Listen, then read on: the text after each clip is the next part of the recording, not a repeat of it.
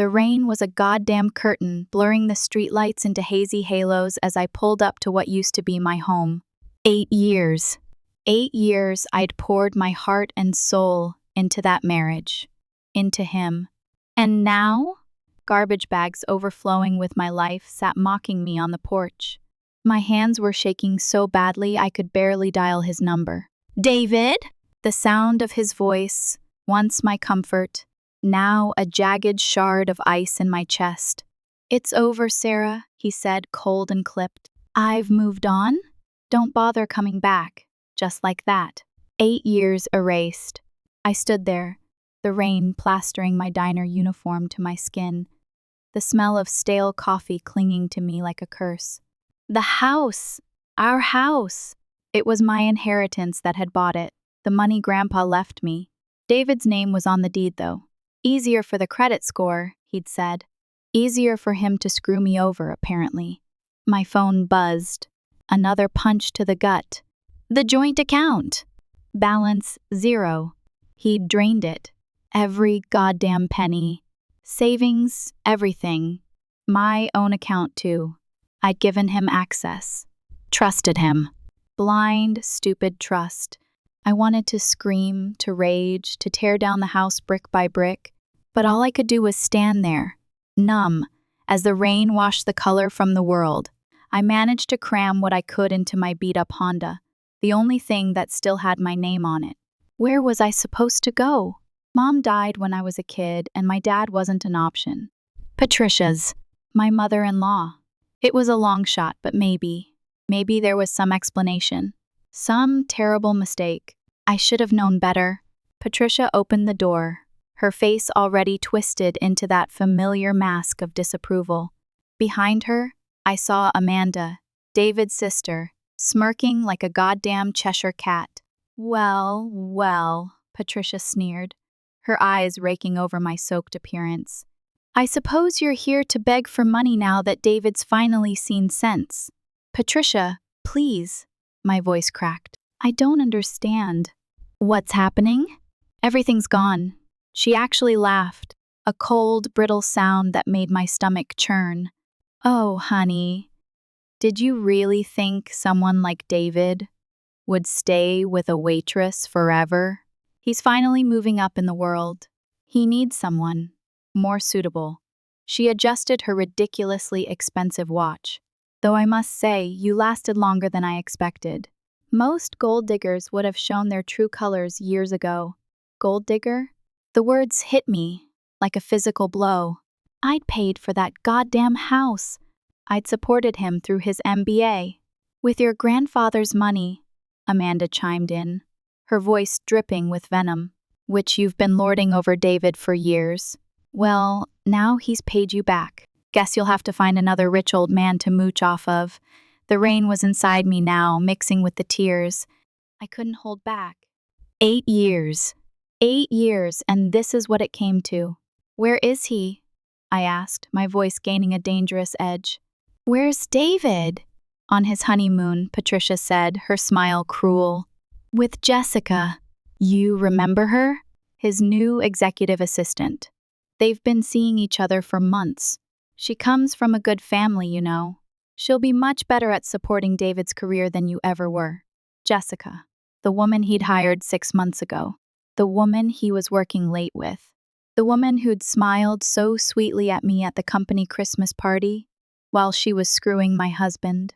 "You knew," I whispered, looking from Patricia to Amanda. "You all knew." "Of course we knew," Amanda rolled her eyes. "We helped him plan everything. Jessica's father is on the board of David's company. This marriage will do wonders for his career. Unlike you, who's been holding him back with your embarrassing little waitress job." "Now," Patricia said, reaching for the door, "I suggest you leave before I call the police. And don't bother trying to fight this in court. Our family lawyer has everything handled. You signed a prenup, remember? You'll get nothing." The door slammed in my face, leaving me alone in the rain with nothing. Again! That night, I slept in my car in a Walmart parking lot, too numb to feel anything, too broken to even cry. The next day was a blur of desperation, Every motel I could afford turned me down. My credit cards were canceled. My phone was next, apparently. It was on David's plan. 48 hours? 48 hours and I was completely, utterly alone. Just my car, the garbage bags, and $237 in cash. I ended up at the local women's shelter. The irony wasn't lost on me. I'd volunteered there for years, never imagining I'd be on the other side of the door. Grace, the shelter director, remembered me from my volunteer days. She gave me a private room, usually reserved for emergencies. "You're in shock, Sarah," she said gently, handing me a cup of tea. "But you're stronger than you know, and when you're ready, we'll help you fight back."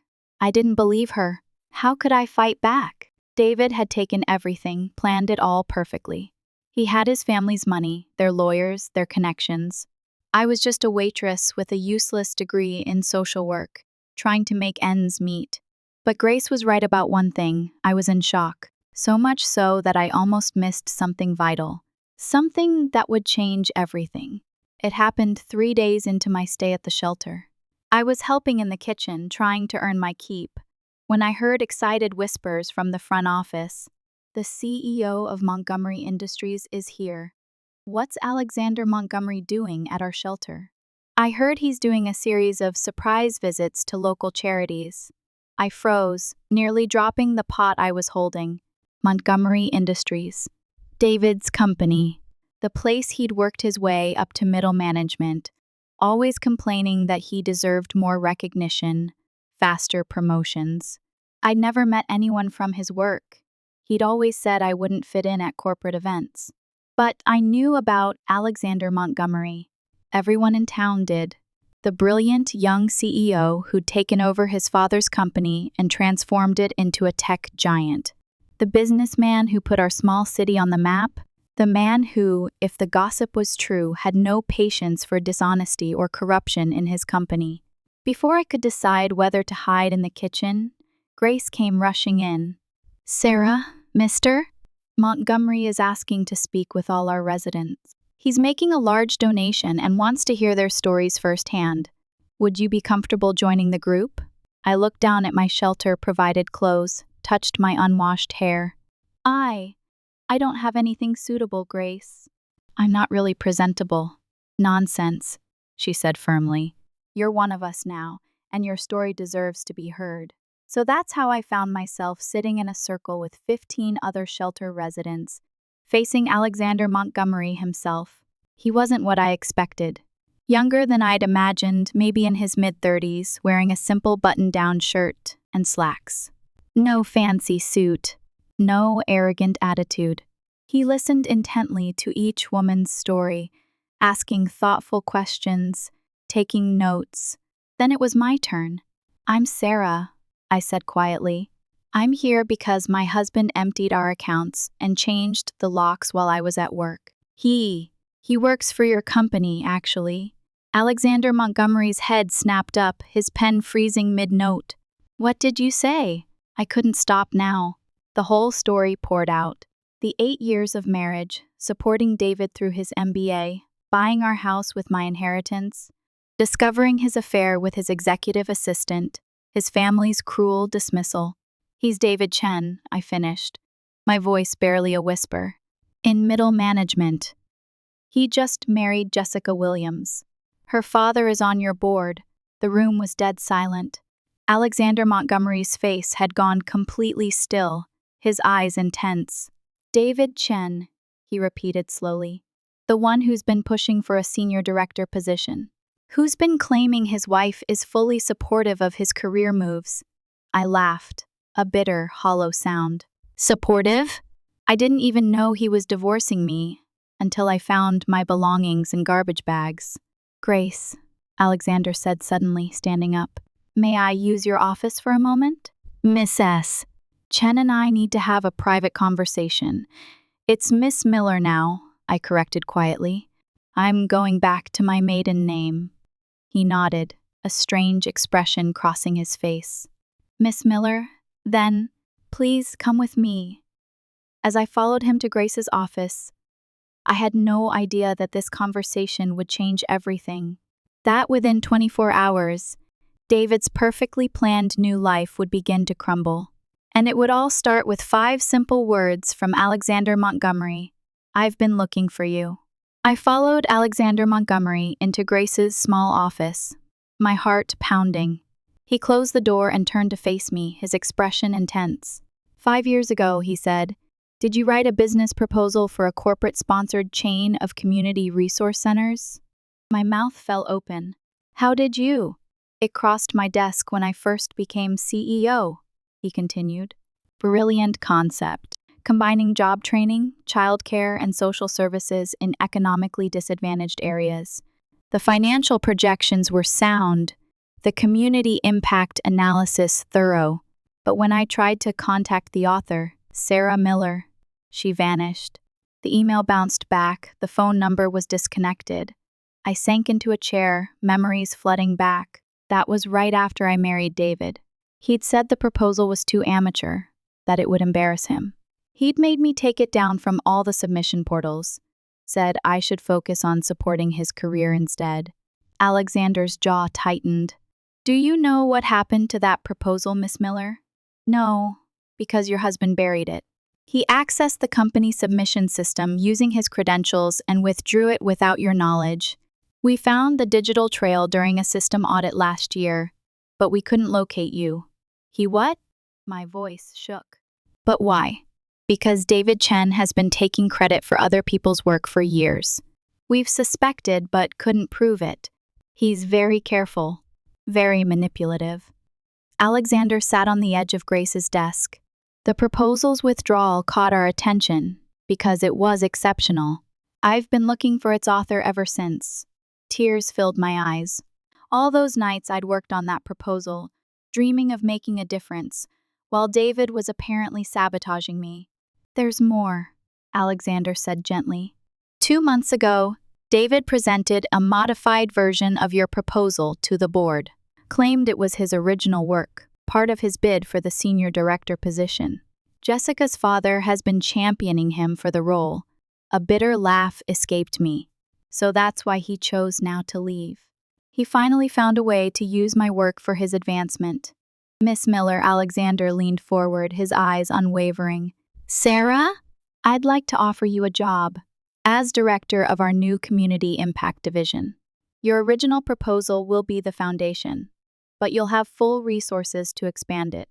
Starting salary is $250,000, plus benefits and stock options." I stared at him, certain I'd misheard. "But I'm just a waitress." "No," he said firmly. "You're a brilliant strategist who's been systematically undermined by an abusive husband. That ends today." He pulled out his phone. "With your permission, I'd like to call our legal team. David Chen committed corporate fraud by stealing and misrepresenting your work. That's grounds for immediate termination." My head spun. But his new wife, her father, a board member or not, fraud is fraud. And something tells me Mr. Williams won't be so supportive once he learns the truth about his new son-in-law. He looked at me expectantly. "Well, Sarah, what do you say?" "Yes," I whispered, the word catching in my throat. "Yes, I want to fight back." Everything moved quickly after that. Alexander's legal team arrived within the hour. They took my statement, gathered evidence. By noon, the truth about David's fraud was exposed. He was fired, publicly humiliated, his corporate accounts frozen. Jessica's father, horrified by the scandal, immediately annulled their marriage. I wasn't there when it happened, but Amanda later told me in a desperate attempt to reconcile when she realized I was now a company director that David and Jessica returned early from their honeymoon to find their key cards deactivated and security waiting. "How dare you?" David had apparently shouted at Alexander in the lobby. "Do you know who my new father-in-law is?" Alexander corrected calmly. "The marriage has been annulled, and Mr. Williams sends his regards, along with a recommendation that you find employment far, far away from our industry." That's when David saw me, standing beside Alexander in a designer, Suit a gift from the company stylist. His face went white. Sarah? What? What are you doing here? Taking back what's mine, I said calmly, my voice steady for the first time in days. The proposal you stole? It's being implemented? The career you tried to destroy? It's flourishing. The woman you discarded? She's your new boss's right hand. The look on his face was worth more than all the money he'd stolen from me. Patricia and Amanda tried damage control, of course. Suddenly, they were calling constantly, leaving tearful voicemails about family loyalty. But I had a new family now. The incredible team at Montgomery Industries who welcomed my ideas and valued my contributions. The women's shelter where I'd stayed became the pilot location for our One Stone Community Resource Center. Grace joined as program director.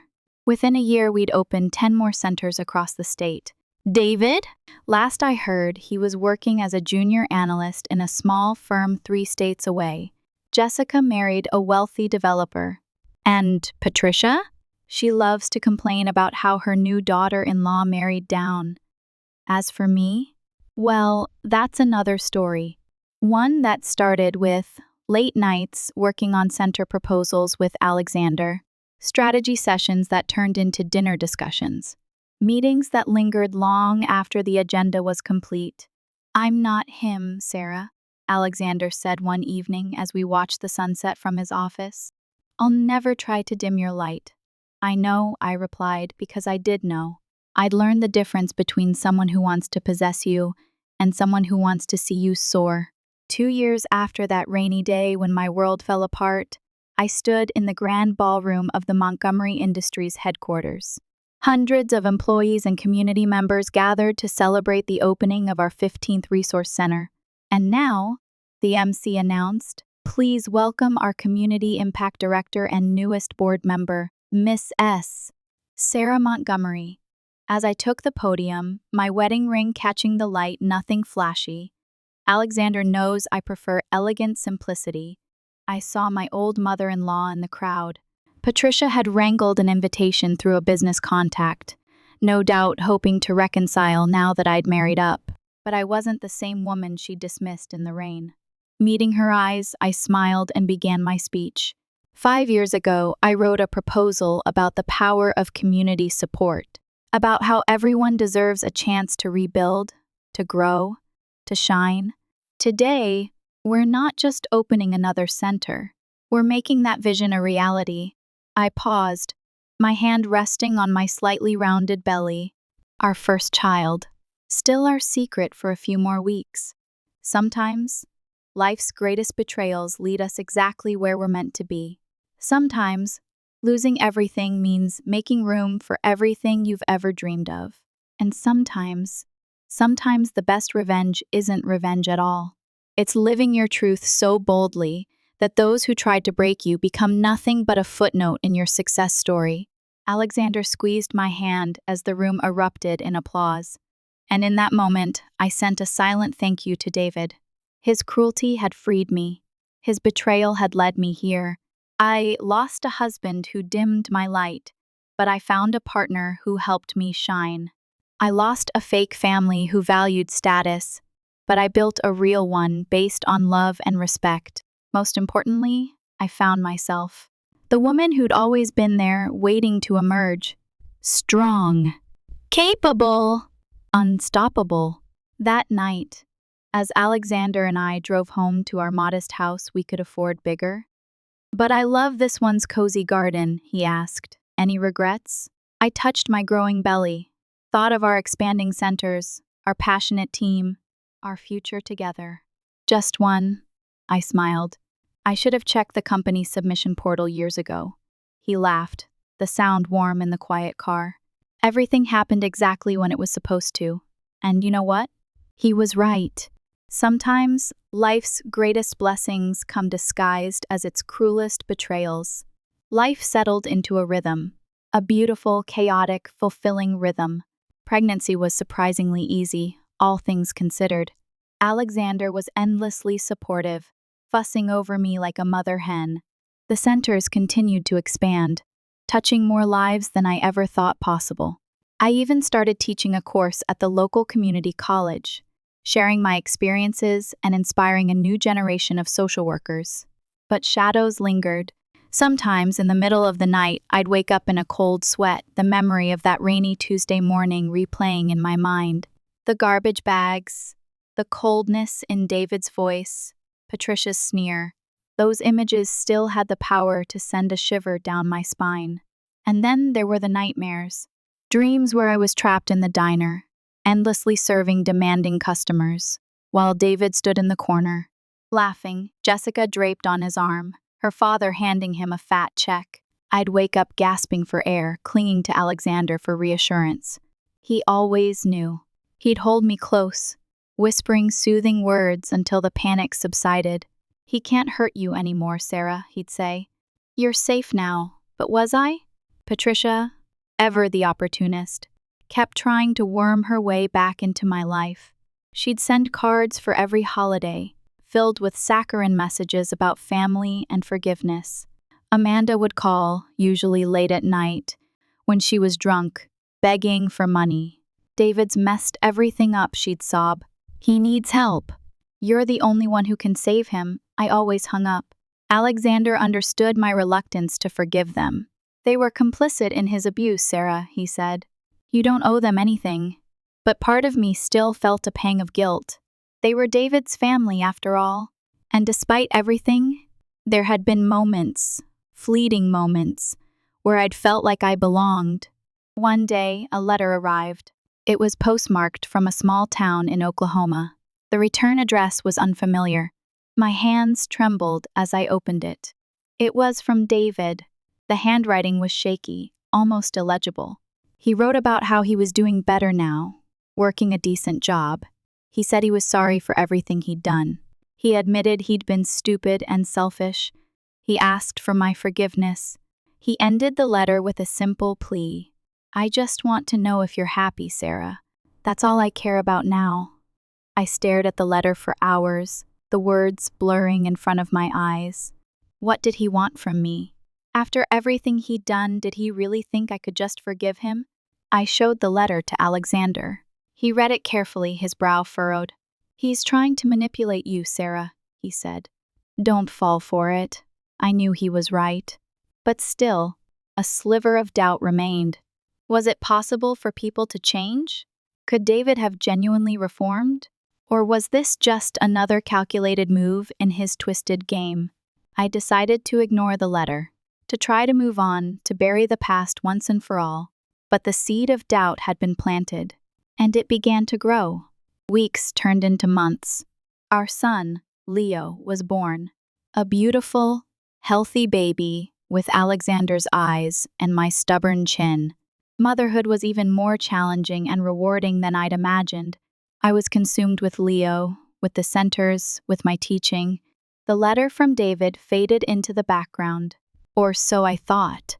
One cold November evening, as I was putting Leo to bed, the phone rang. It was an unfamiliar number. I almost didn't answer it. "Hello," I said, my voice hesitant. There was a long pause, followed by a choked sob. "Sarah?" "It's Amanda." My heart sank. "Amanda, what's wrong?" Her voice was barely a whisper. "It's David. He's been in an accident." My breath caught in my throat. "What kind of accident?" "He was driving home from work. A drunk driver. He's in the hospital." "It's not good, Sarah." I gripped the phone so tightly my knuckles turned white. "Where is he?" "Still in Oklahoma." "I don't have much money. I can't afford to fly out there."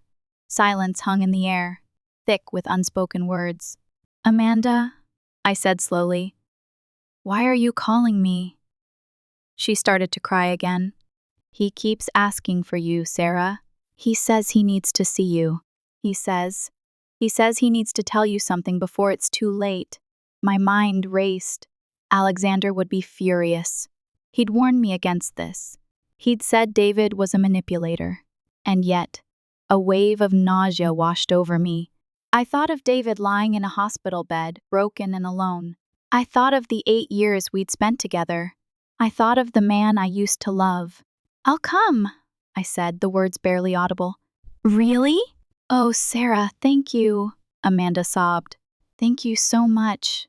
But I'm coming alone, I said firmly. And don't tell him I'm coming until I get there. I need to think. I hung up the phone, my hands shaking uncontrollably. What had I just done? Telling Alexander was the hardest thing I'd ever done. He listened patiently, his face a mask of controlled anger. I knew it, he said finally, his voice low and dangerous. I knew he'd find a way to drag you back into his mess. I know, I said, my voice trembling. But I have to go, Alexander. I can't live with myself if I don't. And what about me, Sarah? What about Leo? What about us?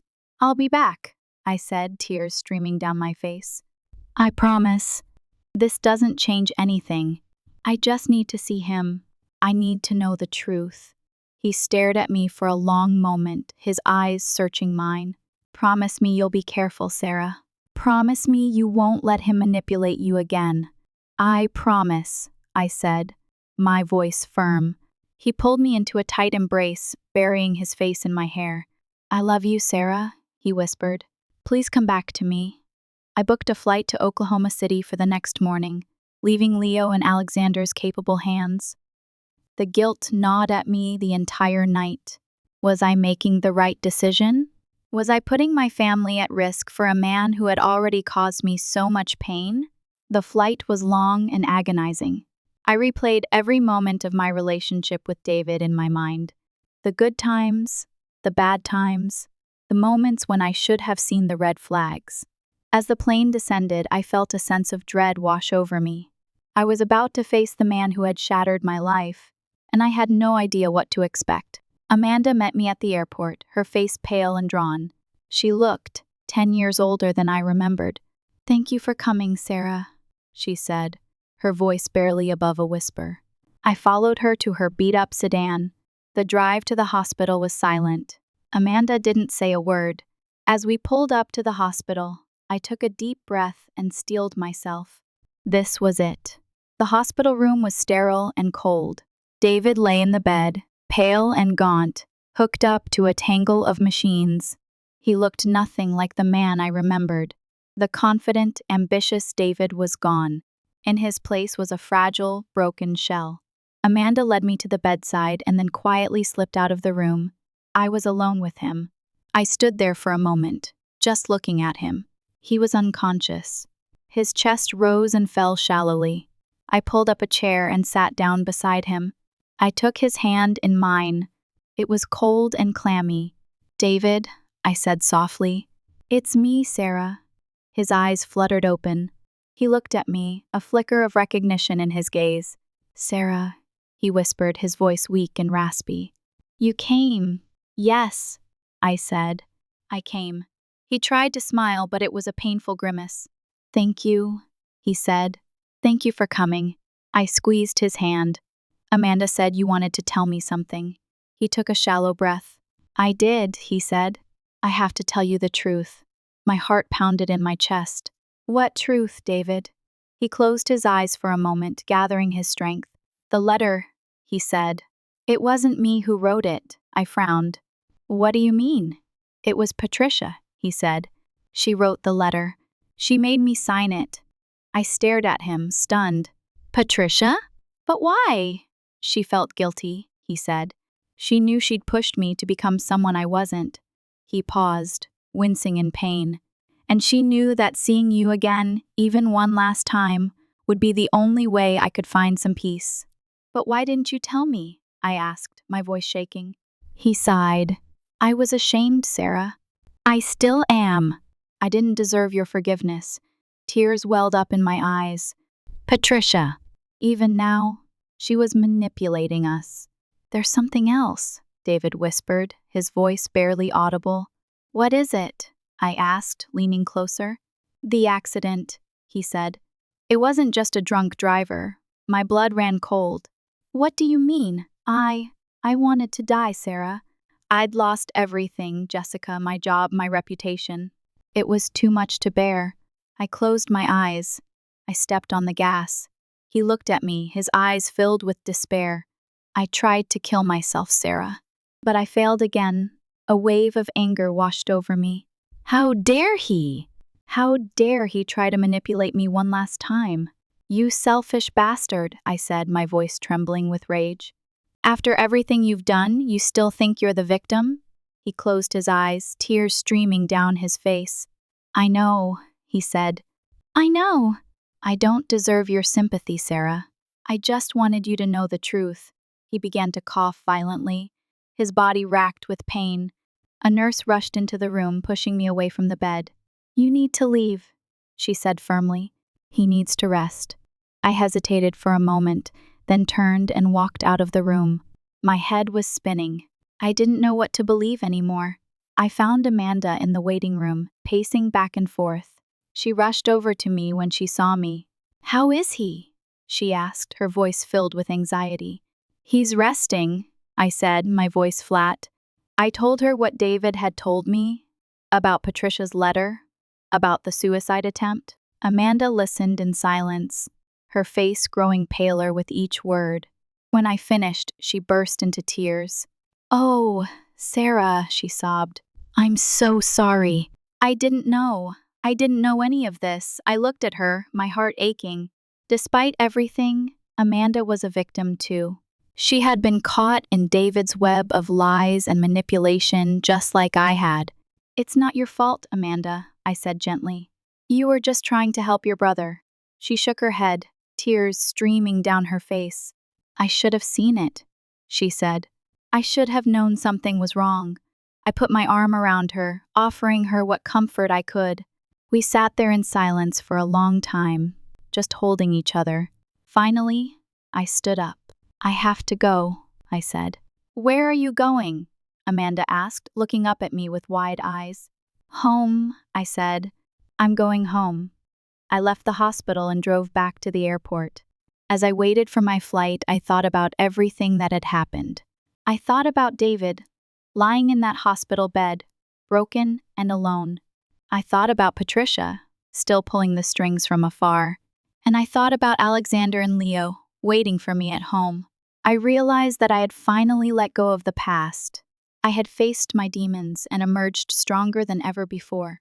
I had forgiven David, not for his sake, but for my own. When the plane finally took off, I looked out the window at the city below. I knew I would never forget what had happened, but I also knew that it no longer had the power to control me. Alexander was waiting for me at the airport, his face etched with concern. Leo was asleep in his car seat. Sarah, he said, pulling me into a tight embrace. Are you okay? I'm okay, I said, my voice filled with emotion. I'm really okay. We drove home in silence, the only sound the gentle hum of the engine. As we pulled into the driveway, I looked at our house, at the cozy garden, at the life we had built together, and I knew that I was exactly where I was supposed to be. We put Leo to bed and then sat down on the couch, holding each other close. What happened, Sarah?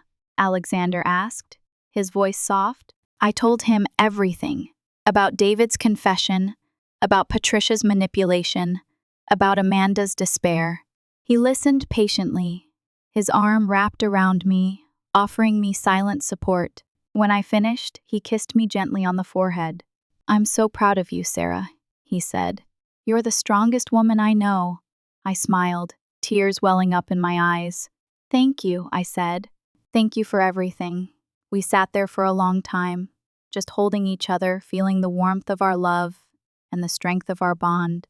Later that night, as I lay in bed beside Alexander, I thought about David. I knew he would probably never recover from his injuries, both physical and emotional. I knew he would probably never find happiness. But I also knew that it wasn't my responsibility to save him. I had done everything I could.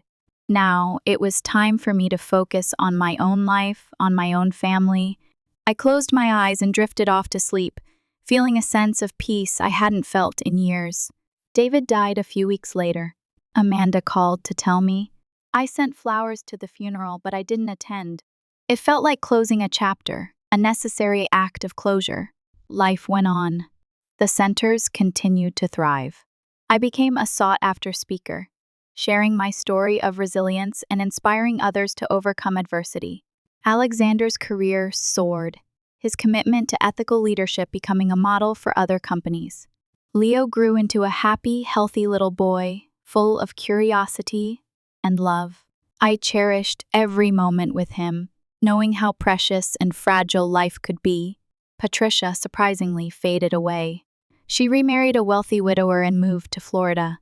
I heard from Amanda occasionally, but our contact remained distant. One day, years later, I was giving a speech at a conference in Washington, D.C. As I walked off the stage, a woman approached me, her eyes filled with admiration. "Miss Montgomery," she said, "your story is so inspiring. You've shown us that anything is possible, no matter how difficult the circumstances." I smiled, my heart filled with gratitude. "Thank you," I said. "I'm just trying to make a difference in the world." She paused, her expression thoughtful. "You know," she said, "I read about your past.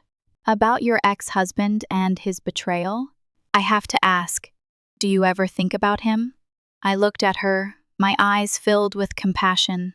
"Yes," I said. "I do. But I don't dwell on the past. I focus on the present. And I look forward to the future." I smiled again, a genuine smile that reached my eyes. "Because the future," I said, "is filled with endless possibilities."